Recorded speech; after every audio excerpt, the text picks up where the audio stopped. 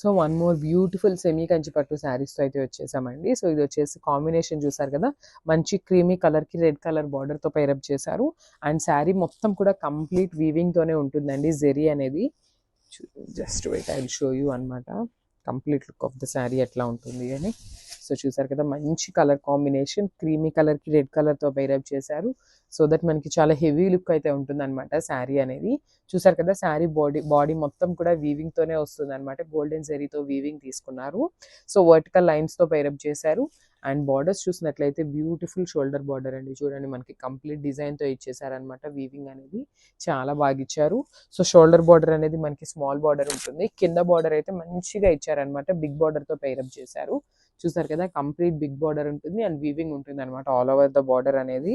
And ఈ శారీస్ అయితే మనకి లెహెంగాస్కి కూడా చాలా బాగుంటాయండి. లిటరల్గా చూసారు కదా, ఈ బార్డర్ని కూడా మీరు కింద యాడ్ చేసుకున్నా కూడా మంచి బిగ్ బార్డర్ స్టైల్లో ఉంటుంది లెహెంగా కూడా.